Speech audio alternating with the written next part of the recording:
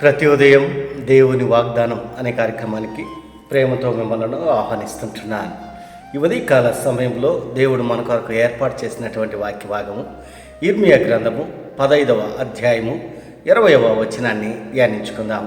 ఇర్మియా గ్రంథము 15వ అధ్యాయము 20వ వచనాన్ని ధ్యానించుకుందాం. నిన్ను రక్షించుటకును నిన్ను విడిపించుటకును నేను నీకు తోడయుందును.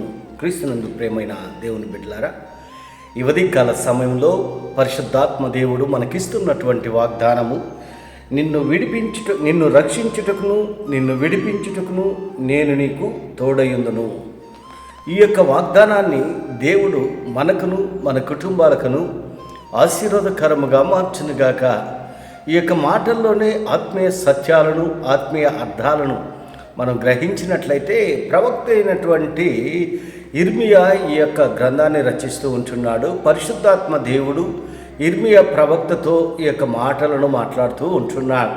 ఇశ్రాయేలు యొక్క ప్రజలు బబులోను చెరలో నుండి బయటికి వచ్చిన తర్వాత ప్రవక్త ఇశ్రాయేలుకు అనేక రీతిలుగా మరి మాట్లాడుతూ ఉంటున్నాడు. అందుకే ఇక్కడ మనం గమనించినట్లయితే, అప్పుడు నిన్ను ఈ ప్రజలను పడగొట్టజాలని ఇత్తడి ప్రాకారముగా నేను నియమించెదను. నిన్ను రక్షించుటకును నిన్ను విడిపించుటకును నేను నీకు తోడయుందును గనుక వారు నీ మీద యుద్ధము చేదురు కానీ నిన్ను జయింపకపోదురని యెహోవా సెలవిస్తున్నాడు. దేవుడు మరి మాట్లాడుతూ ఉంటున్నాడు. మరి ఇశ్రాయేలు యొక్క ప్రజలు మరి బబులోను చెరలో నుండి వచ్చిన తర్వాత, బబులోను చెరలో నుండి బయటికి వచ్చిన తర్వాత అనేక మంది వారితో యుద్ధము చేసేటకు మరి సిద్ధముగా ఉంటున్నారు. కానీ పరిశుద్ధాత్మ దేవుడు వారికి తోడుగా ఉంటున్నాడు. యుద్ధము యెహోవా చేసేది, మరి యుద్ధము యెహోవాదే.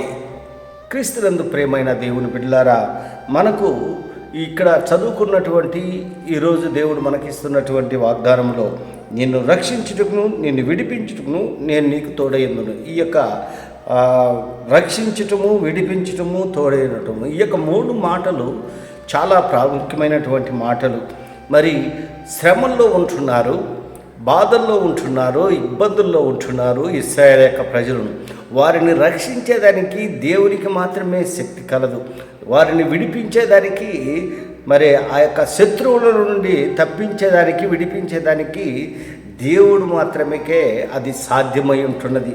అంత మాత్రమే కాదు, కానీ దేవుని దక్షిణ హస్తము వారికి తోడుగా ఉంటున్నది. క్రీస్తునందు ప్రేమైన దేవుని బిడ్డారా, ఈ లోకంలో దేవుని నమ్మినటువంటి బిడ్డలుగా మనం ఈ లోకంలో జీవిస్తూ ఉన్నప్పుడు శ్రమల గుండా, అనేక శోధనల గుండా, అనేక కష్టాల గుండా మనము వెళ్తూ ఉన్నప్పుడు దేవుడే మనల్ని మరి రక్షించేదానికి ఆయన రక్షకుడుగా ఉంటున్నాడు. లోక పాపమును మరి మోసుకొని పోయేటువంటి దేవుని యొక్క గొర్రెపిల్లగా ఉంటున్నాడు. ఎందుకనగా రక్షణకు కారణభూతుడైనటువంటి దేవుడు, రక్షణకు ఆధారమైనటువంటి దేవుడు, ఆయన మాత్రమే మనల్ని రక్షించగలడు. ఎవరు మరి రక్షించలేడు. అందుకే అంటున్నాడు దావీదు కీర్తనకారుడు, దావీదు అంటున్నాడు, కొండల తట్టు నా కనులెత్తుచున్నాను, నాకు ఎక్కడి నుండి సహాయం వచ్చు, యెహోవానే నాకు సహాయం వస్తుందని మరి దేవుని మీద దావీదు ఆధారపడ్డట్లుగా మనం చూస్తుంటున్నాం. విడిపించుటకు సాతాను యొక్క బంధకాల్లో మనం చిక్కుని ఉన్నప్పుడు, అంధకార సంబంధమైనటువంటి శోధనలో మనము చిక్కున్నప్పుడు మనం విడిపించేదానికి శక్తి కలిగినటువంటి దేవుడు మన దేవుడు. ఎందుకనగా ఆయన సర్వశక్తి కలిగినటువంటి దేవుడు, సైన్యములకు అధిపతి అయినటువంటి దేవుడు. ఆయన నిన్న నేడు నిరంతరము ఏకరీతిగా ఉన్నటువంటి దేవుడు. మనల్ని విడిపించేదానికి, మనల్ని రక్షించేదానికి దేవునికి మాత్రమే ఆ యొక్క శక్తి ఉంటున్నది. ఎందుకనగా ఆయన నమ్మదగినటువంటి దేవుడు, ఆయన ఉన్నవాడు అనువాడు అయినటువంటి దేవుడు, ఆయన ఆల్ఫా ఒమేగా అయినటువంటి దేవుడు.